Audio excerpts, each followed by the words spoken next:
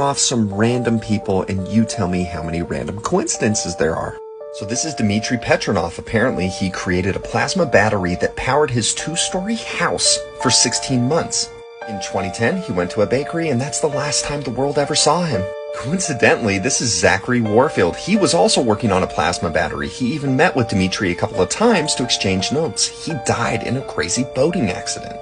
Stefan Marinov was the leader of the European free energy movement. Apparently they made a ton of headway. They had a breakthrough but he fell out of a window. What?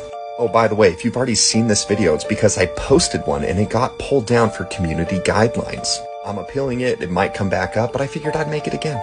John Mullen was a nuclear physicist that worked with one of the largest military contractors in the world. He discovered something big, but then died of arsenic poisoning. But don't worry, his girlfriend was the suspect. They actually found her dead in her apartment as well. Well, that's the end of that. No other suspects. Okay, case closed. This is Eugene Malov. He's an expert physicist that claimed to have a prototype of a free energy device that utilized cold fusion. You're never going to believe this. The day before he was going to release this to the public, he was beaten to death and nobody can find his research. Ari Degoe also worked on a free energy device and actually patented his technology. He was headed to the airport to go meet some investors, but he never made his flight. They found him dead in his car. What? Rory Johnson was said to have built a car motor that utilized cold fusion and can get over 500 horsepower. The U.S. Department of Energy put a restraining order on his technology so that he could not release it. He was super healthy, but I guess he mysteriously died?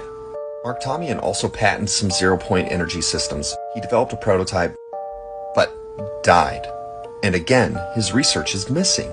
Stan Myers was said to have built a car that ran on water. He was meeting with 2 investors at lunch when he suddenly died. His last words were, "I have been poisoned." Nikola Tesla was obsessed with discovering free energy. The poorest people in the world. It would bring everybody up.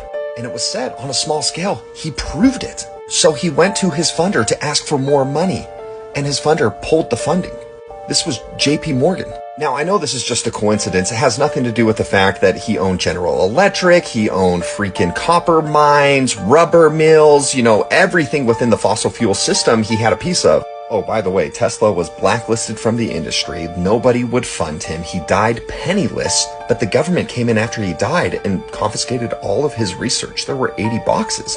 When it was deemed that it should be given to his nephew, only 60 boxes were given. What happened to the boxes? I'm sure they just consolidated them. But the elites wouldn't suppress technology that would benefit all people, right? Because we're trying to advance as a society, not, make every single ounce of profit we can. Anyways, crazy coincidences. The world is wild.